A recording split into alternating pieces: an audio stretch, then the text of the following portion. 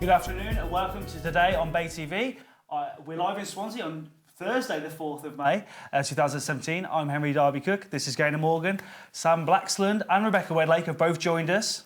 But first we're going to listen to some music from Sam Baggott and Caddy and Happy Home Video.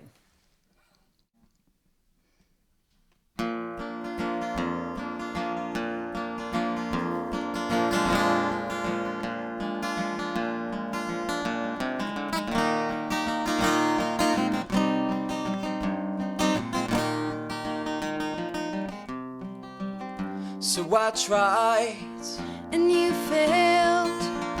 the show was one hell of a tale.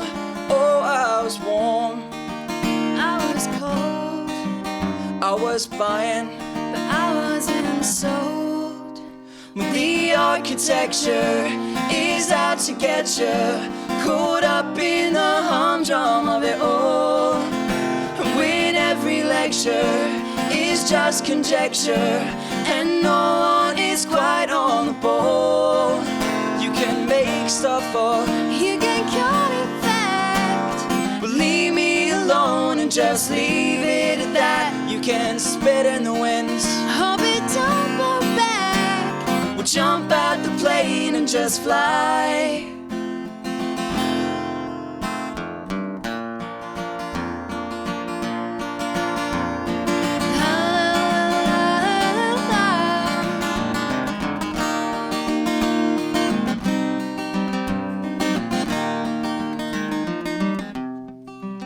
See, your words are wasted on a love so sweet I can't taste it. Or don't pretend that you hate it.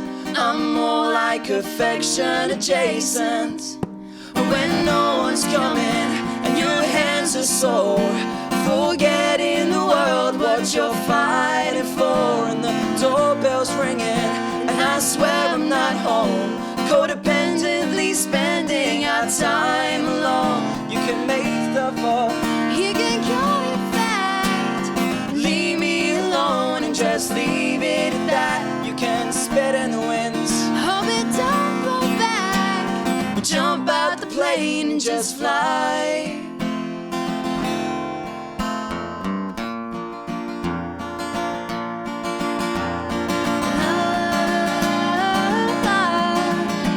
When this bed is all that we know, hold my hand and beg me not to go.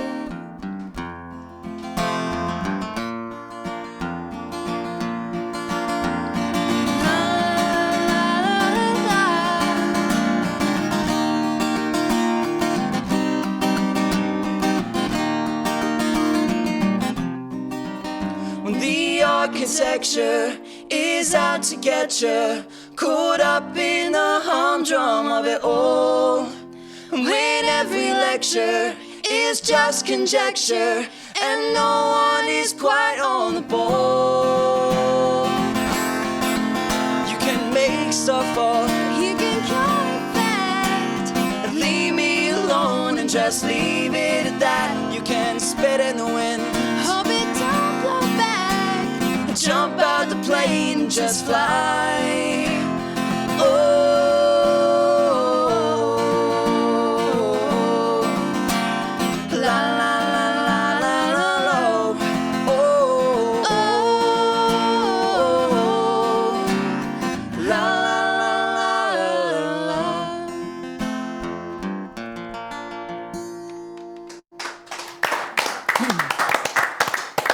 What a way to start the show. Is it wonderful? Later on we're going to be joined by Ian Smith, the curator of Swansea Waterfront Museum. But first, Gaynor, did you miss me yesterday? I certainly did, but we had a great day. We were out at Cross Hands in Castell Howell. You'll have seen the lorries going up and down the motorways from Cross Hands. And basically, Brian Jones is the this year's president of the Royal Welsh Agricultural Society, which effectively means he's president of the show. And what a guy. He employs 670 people, 300 of them at Cross Hands. He seems to know Wow. each one individually, I'm sure he does. Born on a small farm, 50 acres, milking 17 cows. Look at him now, linking farm to fork in Wales, and beyond. And so hands-on, knows everyone, knows everything's on his shelves. I think we've got a clip of him. He's so excited about taking us around, looking at all his produce. You know your way around them. Keep moving now. Oh. You come in, Katie.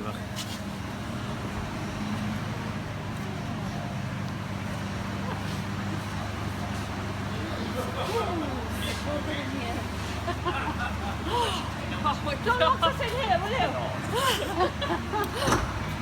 This is there to sell up that Welsh company.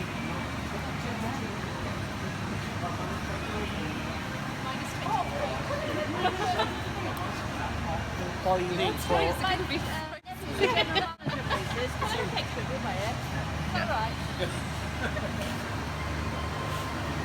I bet have the two trees in it.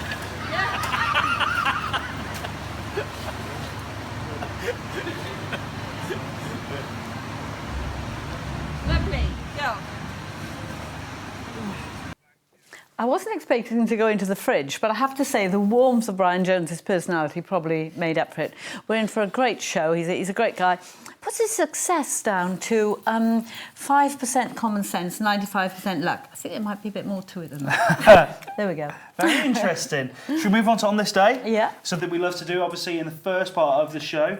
Obviously, Sam Blaxland's still here and Rebecca Wedlake is with us. Sam, we're going to start with an On This Day that may interest you. 1979, the Conservative Party won the general election, making Margaret Thatcher Britain's first woman Prime Minister. Do you want to remind people at home what you recently completed your PhD in? I wrote a PhD thesis on the history of the Conservative Party in Wales from 1945 to 1997, so that very much encapsulates Margaret Thatcher's first historic victory. So I guess from your research, you could probably tell us what was the immediate effect after this happened in Wales? Oh, well, in Wales, it was a good election in 1979 for the Conservative Party. They gained in that election some really remarkable seats, like Anglesey, for example, as it was called then, not Ynys Môn as it's called now. And that was a huge surprise because that was a very Welsh-speaking kind of seat. And they captured it with someone who'd originally come from Brighton, and he went to Anglesey, learnt Welsh for a couple of years, and then stood as the Conservative candidate and won. And so it was a good time for them. It wasn't Mrs Thatcher's biggest election victory. That came in 1983 afterwards. And people forget, I think, about her that for the first couple of years after that election, she was relatively unpopular. It wasn't, in terms of opinion poll ratings and things like that, she was in the doldrums until a few other things, the economy, the Falklands War, lifted her up. But I remember when she was elected leader of the Conservative Party, and she was very, very popular among people who knew her. Yes. I was working for the editor of the British Farmer Stock Reader, as you do, and he'd been a lobby correspondent, and he was so excited. He said, "Oh, Margaret, she's won. She's so delightful. You have to queue up to have lunch with her." And yes. you know, she was really popular at that time. But... And to win the leadership of a major Conservative political party in the world as a woman at that time was remarkable. Ted Heath said to her, "You'll lose." That's all he said. Male-dominated and literally only a grocer's daughter. Yes, absolutely. You know, she was really up against the big guns. One of the most interesting things about her is her rise from essentially from the bottom. It's fascinating. And if you go to Grantham, it's a small little place, Yes. and only a little tiny plaque there. You scarcely know she'd been there. Absolutely. Father Methodist, lay preacher, very, again, small C Conservative background, and I think a lot of that did inform not just her rise, but her politics. But big in the local community, wasn't he? The mayor and leader of the council? Yes, very much so, yes. And I think that kind of public service ethos that he had definitely funneled into Margaret's way of doing politics as well. Yeah, and he talked politics a lot at home, didn't Apparently he? all the time. Must have been like living with a farmer. Also on this day, obviously it's May the 4th, so it's Star Wars Day. Celebrates all the Star Wars films created by George Lucas. Rebecca, are you a fan of Star Wars? I am a fan. Yeah? Somewhat, yes. I like the original three. Will you be best. watching any of them today? No. No? Gotta be honest, no. Today, obviously, is known as May the 4th be with you. Do you understand that game? Kind of May the 4th My be husband's got with a you. Star Wars tie-on, have you know? Oh, okay. Which he wears inappropriately to serious occasions. Right, okay. And tomorrow is now known as Return of the 5th. Oh, that's a good one. Revenge I of the get 5th, that. actually. I've messed it up. So, yeah, Revenge of the 5th. Very interesting. Also today, 1882, the birth of Sylvia Pankhurst, English suffragette, who was the third member of her family to fight for votes for women. And appropriate enough today, really, that we all remember that and the sacrifices that women made to get the vote. So we must all be out at the voting booth, I think. Definitely. We're going to be speaking more about that in part 3 with Sam and the importance of voting and why you should go out to vote. Absolutely So- critical. So many countries, people and women are still fighting for the vote, aren't they? Exactly. Yeah. After the break, Rebecca and Sam will both be staying with us, and we're going to look at today's papers and also online news. Look forward to that. See you then.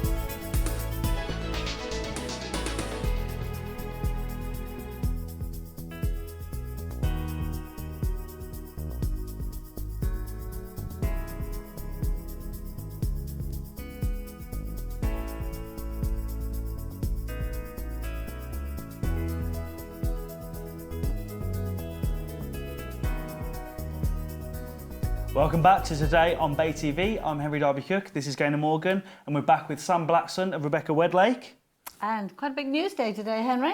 It is. This is where we usually Lots do the going on. newspapers, but I think we're going to stray into online news because so many things have happened this morning. We've got to start with Prince Philip and Buckingham Palace. Obviously, we woke to the news that a meeting had been called. Emergency meeting of the royal households, wasn't it? And Twitter blew up, literally. People thinking possible abdication, death, loads of other things. But it's no, the Duke of Edinburgh is retiring from his public role, would you say? He's had a good innings, hasn't he? 97. Yeah. Yeah. So, Not 95, I think Oh, he 95, is. So he's is it? 96 this year. well, he's had a good innings. He's yeah. I mean, Yeah. he was at Lord's. He was opening Lord's yesterday, reopening Yeah. Lord's, the cricket ground. Yeah. He looked, And he looked fought great. for this country, whether you love him or loathe him, he fought for this country. I met him a few times. Most memorably, I always think about him at badminton time because we'd been invited by the Duke of Beaufort, as you do, to a journalist lunch a few days before badminton. So I still had the press ticket, I think, in my car. You know, my daughter and niece were about 3 years old. So we parked, as you do, in the Duke's backyard, walked out into badminton, and who passes in his Range Rover but the Duke of Edinburgh, Prince Philip. So as you do, I flagged him down and I said, "Oh, excuse me, sir, will you have your picture taken with the girls?" Well, he was not much pleased because he was going carriage driving, rather irritable. So he said, "They'd better hurry up." So anyway, this happened, we did it. And my daughter had the last word at 3. She managed to look down at him imperiously and said, "Well, that's no way for a prince to talk to his people." That's fair. His face was a picture. Did you get the picture? We did, yeah. Okay. I'll bring it in one of these days. You'll have to bring it in. Sam, does the royal family interest you, like the Conservative Party, or not? Not as much, but I mean, I think they are an institution of public life, a little bit like the Conservative Party. I've only met the Duke once when I got my What gold. did you think of him? Well, I got my gold Duke of Edinburgh award, and he was characterful. Those stereotypes of him coming in and saying something a little bit off colour, but being quite engaging and looking at you and asking questions that genuinely interested him. All of those things were And true. of course, it's a wonderful initiative. Oh yeah, I mean that celebrated 60 years a little while ago, hasn't it? And he's really been at the forefront of that for a long time. It's a great It was initiative. his baby, and I think Prince Edward's taken it on. Oh, okay, good, yeah. Very interesting. Moving on, we were talking yesterday about Aaron Lennon, a winger for Everton, who's been... the police have had to kind of detain him under the Mental Health Act. A lot of footballers have come out in support of him. Andy Johnson, of all people, has tweeted, "It's time to end the stigma and talk about mental health. For every retweet, I'll donate 10p to Mind Charity in Aaron Lennon's name." It's already had 112,000 retweets. And he's donating all the time. It's something that isn't talked about enough. No, it isn't. I Rebecca- think particularly among men. I think, especially among men, I think Robert was talking to me yesterday about this kind of the stigma that men should just kind of pull up their socks and get on with it. And I think that's probably a massive issue. Footballers, I think people find it very easy to go, well, they're on X amount a week. What's wrong with them? But, you know, they support people, they have fans and all things to kind of think. And stress is a huge stress issue. isn't defined by cash or lifestyle, No. is it? And Rebecca, we're talking today about with you about arthritis, and obviously That's actually the next. Okay. The next one, yeah. It's just a few frequently asked questions, Right, but it is okay. important because stress can feed into your pain. Stress can, you'll have patients come in every day and they may have mental health needs or issues, or they could just have stress from lifestyle, and it really can really affect the quality of That's life. very interesting. You think the pain would create the stress? Stress can also feed into the pain, yeah. It's part of, that's why holistically we look at the whole picture when you come in to see, is there outside factors which are also feeding into your condition and what you're experiencing. so yeah. on that front, what can you offer as an osteopath? Well, there's things that will be outside of my expertise. I've had 4 years training, I have a master of osteopathy, but if I see something that's outside, I will look to refer on. So if patients need mental health support, if say you have a patient that's coming who's newly had a baby and perhaps they've got postpartum needs to do with depression and things, I'll look to refer back to the GP and get them the support that they need. So it's about looking at So you what might can not I have treat? the answer, but you I might will find help them. Yeah, if I can't provide an answer myself or provide what they need within that level of treatment, I will look to help them find So what's support. different about what you do then from a GP, for example? I know it seems obvious, but No, that's an excellent question because we're both primary healthcare practitioners, so you do not need a referral to me to come and see me. You can come and see me. I mean, I don't have prescribing rights, so I can't give you medication. We do pain-free relief. We prescribe exercise. We do exercise prescription. We'll do things like rehabilitation advice and things like that. When you come in, I'll do a full case history with you. You go to your GP, they will already have that information. You know, so on that level, I'll do any examination. So I might do a cardiovascular examination. I might check your respiratory rate. I'll take your blood pressure. I'll do all of those things that you'll see a GP do as you well. talk about exercise. Like everyone else, I've had my ups and downs. And when you're depressed, you really, it's very difficult to get off that settee. It can be hard or to even get out of motivate. bed sometimes and do the exercise. Definitely. So it's about working. Each individual person will have their own individual plan with me. And it might be that it's little stretches to start off with. It could be something, something as simple as walking. It's so important for your bone density, for your health, for your mental health, for your physical exercise. A nice walk outside, give or take the weather, you know, it can really be so beneficial. Yeah, definitely. Is it an issue, do you think, as young men? Would you be afraid to talk about your worries? I think there is still a stigma attached to it, and I think it's great to have, you know, Twitter can only do so much, and it can be powerful in places and negative in other places. But I think it's just to be able to be a talking point and to get something off your chest. I think it's, you know, it's going to snowball, hopefully. There is a danger with some of these social media campaigns as well, that they become a little bit tokenistic, this retweet and I'll give 10 pence, and that's happening in so many different areas. If you're going to really try and address certain things head on, perhaps you need bigger initiatives than things like this. I don't know, I know every little helps, but they're, you know, like you say, this is something which, to get to the nub of, is quite difficult because men behave in certain ways which make it difficult to sort and out. often, I think this is one of the more difficult aspects, is often the joker in the pack. You know, that sort of almost brittle humour, the one who's the centre of the party. And tragically... A lot of comedians, we look at the Robin Williams case, obviously. Everyone thinks fine and happy, but, you know, very, sad. Yeah. Is that something you're attuned to if people come in? Are you sort of half... Yeah, we have to. We are trained what to look out for. We're trained to know when we can't treat or what we can't treat and to look forward. So, yeah, and I do sit with my patients, and I do this at every appointment when they come in. I'll ask, how's your pain been since the last appointment? How are your activities of daily living? How's your quality of life? Because they might say, well, actually, you know, since we last spoke, my mum has passed away, or I'm going through a divorce, or I'm, you know, getting married. There are a number of things that you might not think would cause a lot of stress, but they actually do feed in. So, yeah, you have to be aware of what a patient's saying, but what they're not saying as well. So that's a really good question. Moving on, £5 notes. We recently had a new £5 note, the famous waterproof one that people apparently can't rip. Well, if you've got the old ones, they actually go out of circulation as of tomorrow. So either spend them or go to the bank and get them changed. Oh, I think, you know, there are a lot of older people who stash money away. And one of the particular pleasures in my life is finding last season's coat. There's a £5 in The it. £20 note in it. Well, or something. yeah, well, I wish that happened to me. £5. But, you know, that's no good anymore. It's a bit of a con, isn't it? It's not that it's no good, but I think shops will have the right to not accept it. But I think for a long period of time, you'll still be able to go and change it in your bank. Grace period. Yeah. What happened with the pound coin in October as well, yeah. And yet the new pound coins in the car park outside, the machine won't take them. Life's very stressful. Very. And yesterday there was a story where the new pound coins, apparently there's a lot of faulty ones that are melting in the sun, the middle's falling out of them, so I think they were rushed out somewhat. Don't go on holiday with new pound coins. Moving on to the final story, this is another online one. Cody's a digital service online where people are using it to watch sporting events or films illegally. Up until now, it's been quite hard to police it, but a new law has come in, meaning you could face up to 10 years in prison if you're caught using this service. That's horrendous. How do you patrol that in a home? How do you stop your 14-year-old? Exactly, yeah. And that will be the thing, that it comes back to your IP address, which is linked to the whole household, not a certain room in the household. So then it's the, well, who's at fault, and it's... But also a young person's life can be ruined. You've got a criminal... Yeah, exactly. almost definitely. But the flip side of it is obviously it is piracy and it is stealing, so you have to do somewhat to discourage people from doing it. Stealing's not what it was.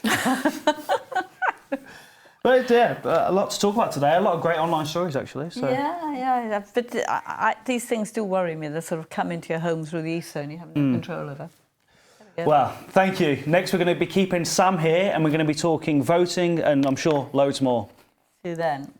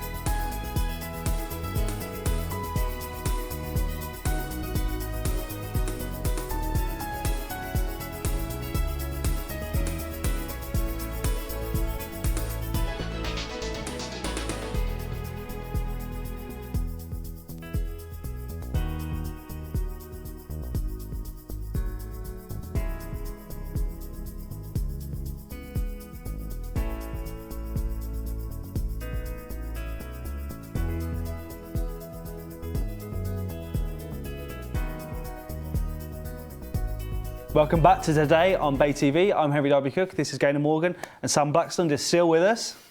Still. But you're going to enlighten us about why elections are important, aren't you? Well, yeah, but yes. I mean, I don't want to. I haven't come here to preach about it, but I think it's just in terms of local elections, like we've got going on today. I think it's quite interesting that quite a number of the things that affect your day-to-day life, the things that people tend to care about. So it's the rubbish collection, it's the road signs and the street lighting and all that kind of stuff. Police. Well, large elements of things that people say, I wish politicians could do this for me or could sort this out for me, is often controlled by local councils. And So- someone who lives down the road. Yes, absolutely. Someone who you could feasibly, and people who are, in my experience, are quite happy if you do knock on their door and have a quick chat with them, because that is in many ways, it's the most direct form of our kind of democracy. You don't often see your MP. Your MP goes to Parliament to essentially represent what they think is in their best conscience to represent, whereas local government is so local and so small scale that people can claim to be representing their local their local ward and the people who live there. So in terms of it being important, I think there is something to be said for the importance of that real local level of democracy, which people are voting for today. And yet most of us know about our AM or our MP and Absolutely. don't necessarily know our local councillors. William Hague used to tell jokes about this, saying that you could go into British pubs and people would have no idea what local elections even were. I think they really sit very low on people's priority list, I think. And I assume that can only be something to do with the level of media scrutiny, for example, that MPs get. So big Westminster politics is in the news quite a lot. People think about that quite a lot. And it decreases in importance or decreases in coverage as you go down the scale. So local politics doesn't get much interest from, certainly not from the national media, understandably, but also not particularly from local media outlets I guess either. in the print media, things are polarising, aren't they? The nationals are still selling, Yes. and the locals are selling more. It's things like the Western Mail and perhaps even the Daily Post that aren't selling as well. So perhaps there should be more concentration on what some of our councillors are getting up to. I hear this time of now, the amount of times I've already heard in the last couple of weeks, people saying people care more about what's happening 10 foot within their front door than what's happening in London. Of course, understandably. But yet, no one goes to vote. And what does it need? I don't know what it would take to maybe encourage people to do so. Of course, one of the things I like about the system is people don't have to do it if they don't want to. In Australia, for lots of elections, you have to vote. So I think there's something strangely undemocratic about forcing people to take part in a democratic process. But I think You do in Switzerland as well, I think. yes, I mean, these are thriving beacons of democracy to a large extent. But in terms of council elections here, I think, like you say, if people want to say on how often the rubbish is collected, it's a big point, isn't it? How often recycling every week, but black bin bags every other week. These are issues and decisions that are often taken at the local level. But yeah, it's interesting that people don't seem to get very much involved with the process. I think it must be a scrutiny. Well, we've had discussions, haven't we, about citizenship classes and that sort of thing. I think it would be good if people, our children, had more of an idea of what is involved in being a citizen of the UK, Yes. a citizen of Wales. I think citizen classes from my time in school anyway were an odd mix of giving you just the facts of what went on, but also a strange... I think people are wary of them because they tend to sometimes try and tell you how to behave or what to do, and that's sometimes a little bit more worrying for, say, parents who aren't fully on board with certain ideas about how to behave. You have sex education in schools, don't you? You still have some sort of religious education, but it's not called religious education. Is it religious studies now? I don't Whatever, know. which embraces the faith. PSHE, is it, or something? Which is fine. So why wouldn't you have some of the nuts and bolts about living in a democracy? No, I think that's perfectly reasonable to say, just to give people the information about when they vote for certain things. It's at certain times. Well, we are where we are, and this is today. Yeah, well, does the issue lie with the concept of how we vote in this country? I mean, a lot of people will say, oh, I forgot to register X amount of time ago, or I couldn't do a postal vote, or I'm at work, or all these other things. Is that part of the problem? I don't know. I mean, I think in terms of parliamentary voting in particular, I think people are put off sometimes by this idea of constituency-based voting. Because if you live in certain seats in the country, be it Wales, be it Britain, your vote counts for less in safer seats than it does in marginal seats. Local elections, I don't know. The registration is an issue, and I've been caught out about that in the past, realising that the deadline is gone because I've moved house and I live somewhere You're in else. the wrong place. Yes, but I mean, it's beholden on the person to make sure they participate, I suppose, isn't it? I imagine that there's a lot of younger people tend not to vote. Now, they're always on their iPads and all the rest of it. What about voting online? What about it? Well, can you Is do it that? a possibility, I guess? I don't know. I quite like the old-fashioned going to the polling booth and the ballot box idea. I think that's at least in that way you can quite tightly control the fraud element of things. I think with anything online, there's always the idea about having online systems of doing things is great in theory. In practice, it almost always goes wrong. Yeah, something that's quite interesting that always flags up again this time of year, and with the general elections coming up, is the age of voters. Yes. So there's two sides of it. There's should Yeah. 16-year-olds and 17-year-olds be allowed to vote? Yeah. And then the flip side, and I'm sure what will happen tonight and tomorrow is, should there be a cap on the age? Should people at the age of 65 or 70, should they not be allowed to Are vote? you asking to be nudged off as 13? No, it's a topic though, and it's a very interesting topic. I think on the older end of the spectrum, that's an easy answer. No, of course, there shouldn't be any cap. Older people have participated in a society and a democracy for a long time. They should be allowed to continue doing so. The only time I would agree with that is really in the referendum. Well, I think- because we would really debating and deciding what was happening for the next generations. True, although even 65-year-olds may well be around for 25 years more. You know, they'll be around to see the consequences of it. What I didn't like about people who said, oh, there should have been some kind of age cap, was this dismissive attitude towards older people in some ways. In most walks of life, you will go to older people for the advice, for some kind of sage wisdom. And I think, in many ways, they will know why they are voting for something in more than a younger person would, because they've just got so much more experience in the area. 16 and 70-year-olds, more difficult. I think the problem with this is the representatives who often argue for those kind of cases, and I've been in the Welsh Assembly when there was a parliament of young people there. Of course, the people who are arguing for it are very articulate, very eloquent, very politically engaged 16 and 17-year-olds.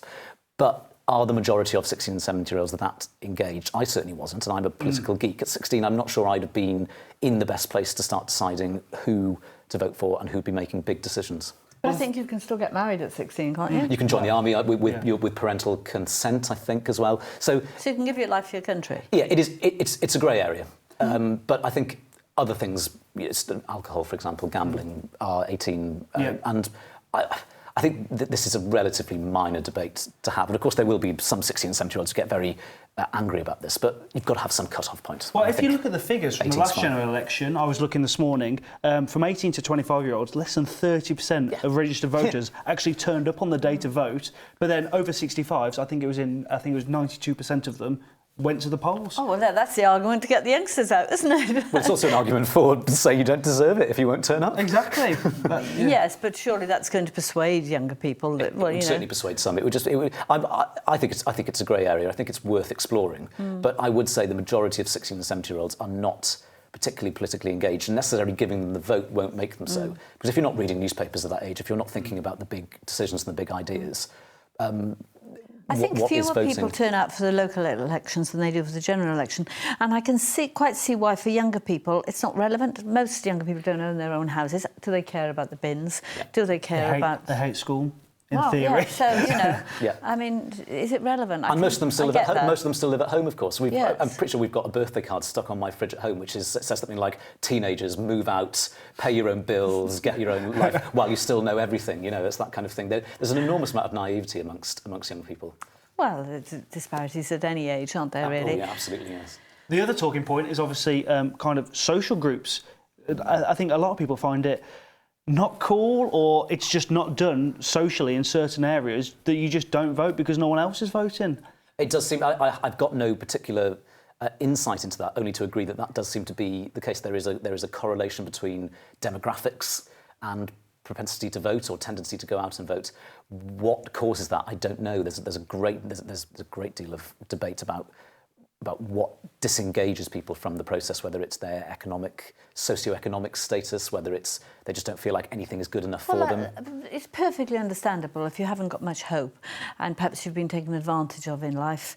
I can quite see why you wouldn't want to vote and you feel perhaps the world's against you. Or maybe just... The system. Yes, or people feel like they're not connected to the system. What was interesting about the European Union referendum is that there was a relatively high turnout amongst people who often didn't vote, because I think they sort of saw that as something which could tangibly affect them or change the way that their lives or the And it direction their has. life was going in. Yeah. And we'll Thank you, continue Sam. to do so. So everyone that's registered needs to go to vote today.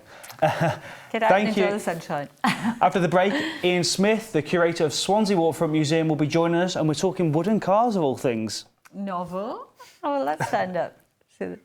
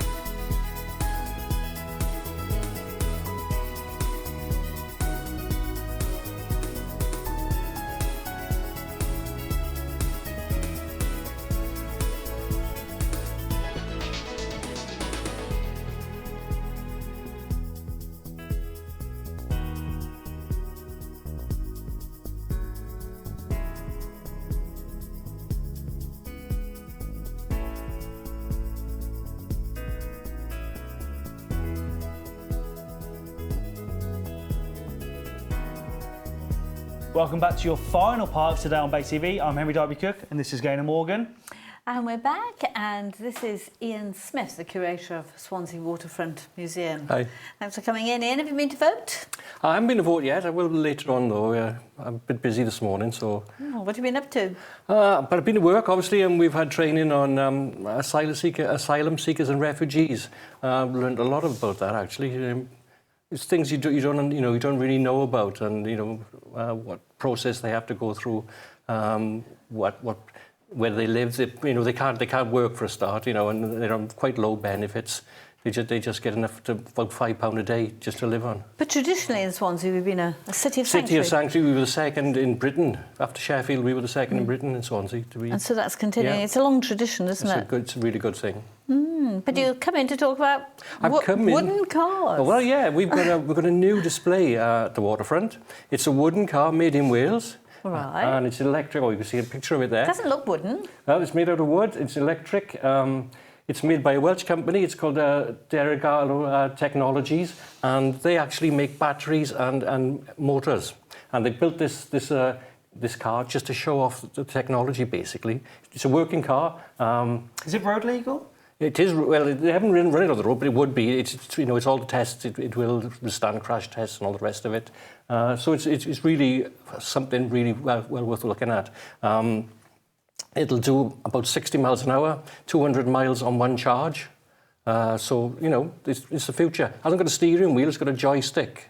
Wow. Oh, right. Yes. So it's left or right-hand drive. Yeah. And it doesn't actually move far, it's just on pressure. So push it forward to go faster, pull it back to brake. Oh, I don't think I'd manage that. I think it'll take a bit of getting used to. But, when you look at it, you think, well, this is probably the future. They're talking about driverless cars. They're exploring all these avenues. It's called Glanaf, which it shows its Welsh heritage, which is the cleanest because it's really, it's low carbon use. Wood is carbon neutral. It's a city car, then. I can't see it on a motorway. You wouldn't. I don't think you would. But it's a very smart little thing. I wouldn't like one of my youngsters to be in it. It doesn't look as if it would take a bump. Well, apparently it's Western red cedar. It's just as strong as metal. Oh, really? Yes, the way they stressed it, it would meet all the crash tests. The European and the American. Though. Bit of glass in it, I suppose, but it's. But like any car, Any I guess. car, yeah. Obviously, Swansea recently had its first clean air show where there were BMWs and Teslas and everything. And it really is the future, but suddenly they are appearing on our roads and it's something everyone's thinking about. Yes, it's worth going down and having a look at it. We've got a big event on Saturday, Wales on Wheels. It's the 7th year that we'll be running it. There'll be vehicles from all over Wales, all different sorts of vehicles. We'll have vintage, we'll have classic cars, brand new cars, motorbikes. Swansea Museum, wooden cars. Yeah, wooden cars. Swansea Museum and Swansea Bus Museum are also partners in that. They'll be bringing things. Bus rides. There'll be fire engines down there. I think there'll even be an armoured car. There's a lady in Clydach who's restoring an armoured car. Wow. And that's going to be on show on Saturday. There's something for everyone, really. And it's free.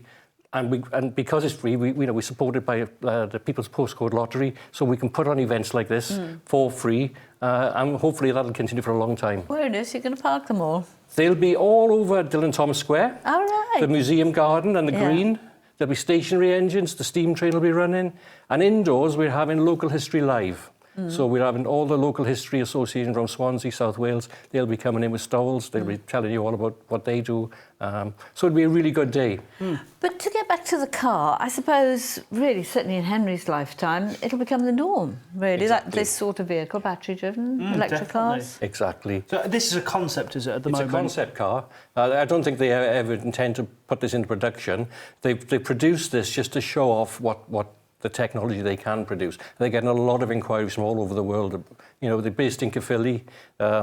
So we are, in a lot of respects, we are world leaders in lots of technological things. It's worth having a look at this car. You will be surprised. But if it's a concept car, what's in it for the manufacturers if they're not going to sell them to people like you and me? Well, it's showcasing the batteries, isn't it, Exactly. and the engines. They are showcasing their technology. The big thing about electric cars is the battery life. Once a manufacturer cracks having a car which will do good distance on one charge, I think we're really seeing them Because you take it couldn't off use there. them in rural Wales. well, you know... Well, you wouldn't get... We're at the cusp of what could be this amazing You couldn't thing. get from plug here them to in. North Wales, for No, example. you've got to be able to plug them in somewhere. And of course, the better the technology gets, then they'll go further. Tesla are planning to do a 4x4 that will be able to do 1,000 miles on one charge. So Which is great. You know, my car won't do that on 1 gallon, 1 tank of petrol. So where can people see it? Where is it situated within the As museum? you go in through the doors, we've got a gallery called Made in Wales, which showcases everything from 1938 to present day, made in Wales. So it's just as you go in through the door on your right. It's great because it's just another step along the way, isn't it? Because historically we've been innovative and progressive. Well, saying that, we've probably got the oldest car made in Wales. We've got the Gilburn down. I brought it down from the stores. We've dusted off our red GT Gilburn. Remind us about the history. I know the name, Gilburn. Gilburn cars are made in Llanford Fadre from about 1959 till about mid-70s. Made in Wales completely. They were a car which you bought and put together yourself. They avoided VAT on the car by doing that. So you bought the car, put it together yourself. It was mostly put together. You only had to put like steering wheel on or something like that. And they, maybe 1,200 were made. Big thing at the time. Collector's items, aren't they? Collector's items, now they fetch a lot of money. We've got 3 in our collection. We've got the red one down for this weekend. It'll be there for about a fortnight, really. GT, fiberglass body, 1.8 engine. They used to go really quick. So the National Waterfront Museum's a place to be this weekend. Definitely. Thank you very much. Saturday. Thank you to all our guests today and for all our viewers for watching us, especially those who have tuned in for our Talking Pictures afternoon matinee coming up next on Bay. Today it's the 1952 comedy The Great Game, and it stars Diana Dawes. And with that, we're going to hear some more music from Holy Home Video. But just before we do, it was great to begin with. Where can people hear more of your music online? Facebook, SoundCloud, everywhere really. We're actually just recording a few more stuff this week, so be stuff up there soon. So if people just search Holy Home Video... Facebook.com/Holy Home Video. There we are. That's great. Take it away. Cheers, bud.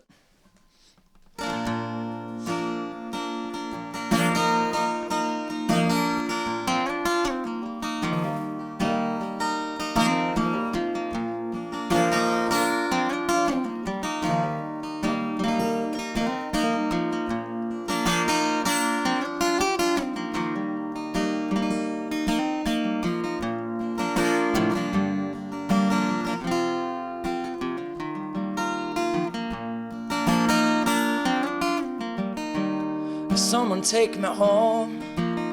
I think I'm burning out, and I'm getting old. No, I've had enough of that. These wheels ain't coming off. They just need a little oil.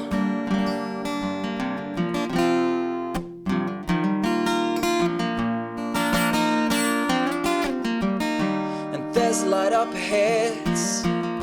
Well, it's telling me to slow. I put my foot down and come on, watch this Chevy go.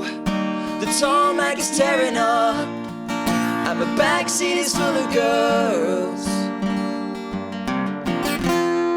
And I'm headed on heels for home.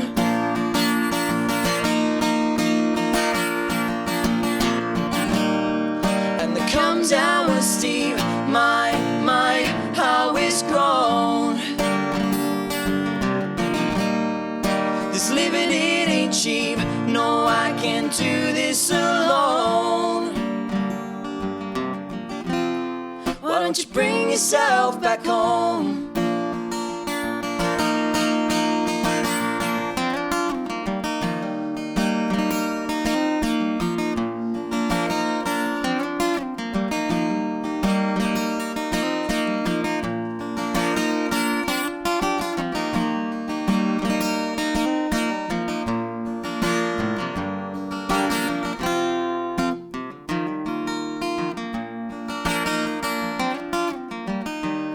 Rain is coming down and the light is low, and this cold hardened ground is gonna swallow me whole.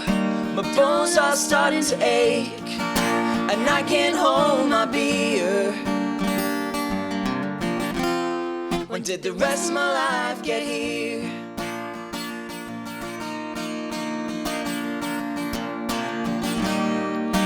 come down was steep.